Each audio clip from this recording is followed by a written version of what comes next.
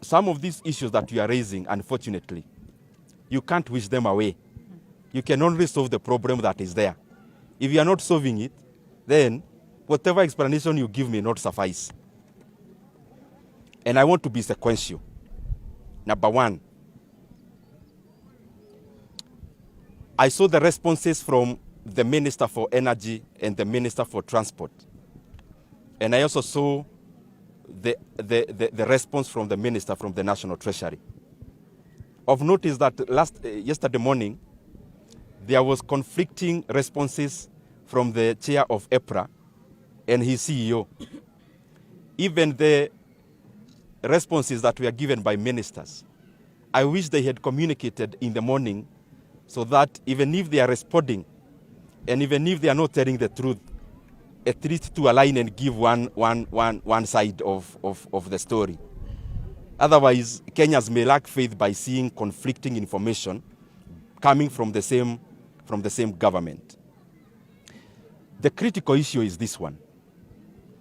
The fuel price now currently in Kenya, just citing petrol, is 186 shillings. If you cross the border and you go to Tanzania, in this month, they are equivalent of EPRA that does the same that EPRA does. If you just check or you call anyone in Tanzania, the petrol prices in Tanzania currently is 142 shillings. The petrol prices in Uganda currently is below 182 shillings, marginally lower than Kenya. But diesel is much cheaper than Kenya, of course, because diesel in Uganda is below 170 shillings. If you go to Ethiopia, the current price of liter of petrol is maybe around 122 Ethiopian birr, which is also below 125 Kenya shillings. If you go to a place like Rwanda, Rwanda prices are also below 170 per liter of petrol.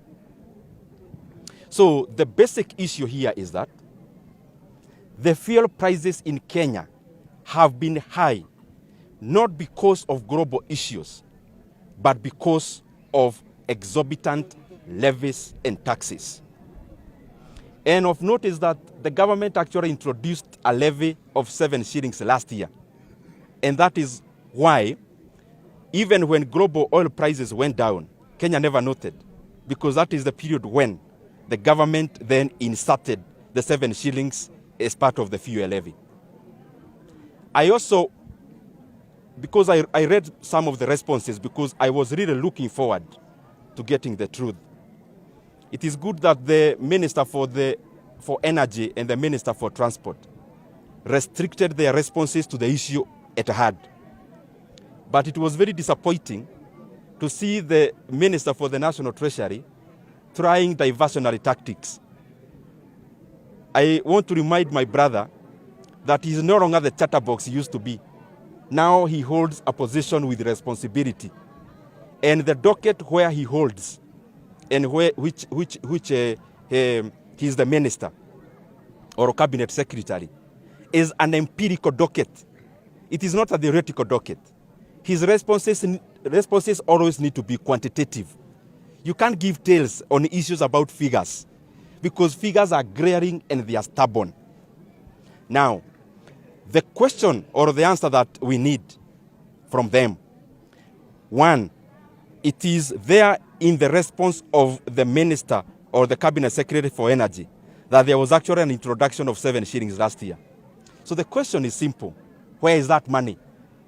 Now, in their responses, they tried to justify that this money that was borrowed, that was introduced, was actually used as collateral to take debt, to take a loan from our local banks.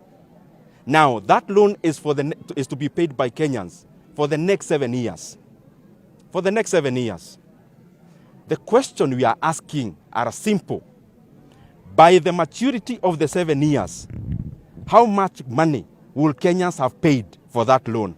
That is number one. Secondly, why is this money not being treated or included as part of the national debt? Why the urgency of hiding this loan in a separate book from the book that is known by our leaders and from the book of loans and debt and obligations that is known by Kenyans. What are you hiding? The other thing, is this debt sovereign guaranteed? Is it guaranteed by the sovereign called Kenya? The last thing that I want to bring about, and the reason why I call this a scandal, Kenyans are borrowing now, or are made to borrow, 175 billion Kenya shillings. But after 7 years, Kenyans will be paying an extra 100 billion to the banks on top of the 175 billion. What is the urgency for? And in their responses, I saw they are trying to justify construction of roads. Construction of roads in Kenya is not an invention that has been done yesterday. All the regimes have been building tarmac roads. And no Kenyan has a problem when it comes to development, and especially the building of tarmac roads. The problem is that there has never been any other time that Kenyans are borrowing illegally and coming to Kenyans to explain using construction of roads. We have always had roads, but we have never been in an abyss where we are borrowing illegally for the same purpose. And I want to request, when we hear these issues, we are hearing them because all of us as Kenyans are stakeholders. If Kenyans ikienda pahali baya, inaharibu sisi wote.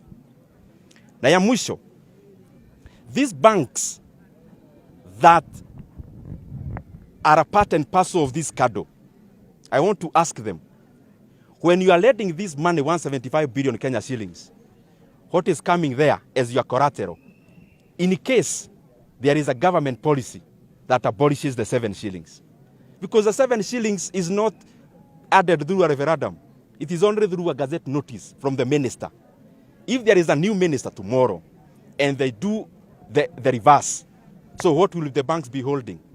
So what we need to do, and what I beseech all of us, and especially those with the responsibility in leadership positions, let us not continue to defend the indispensable.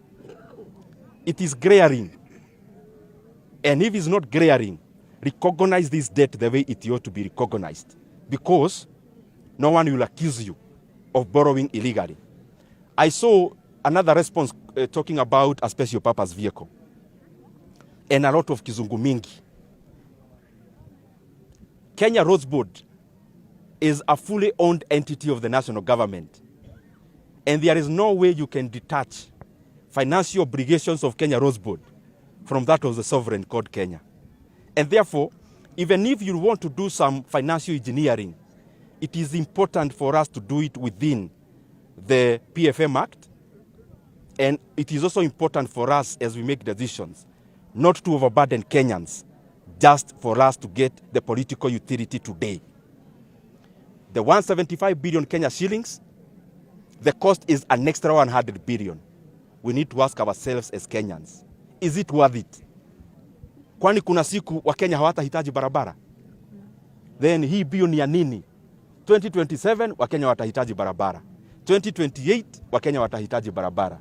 So hii mambo ya kukibiza wa Kenya na kuongeza deni zaidi ya deni, na hiyo deni kuwekwa kado ya madeni, I think that is what is basically suboptimal when it comes to prudent management of public resources.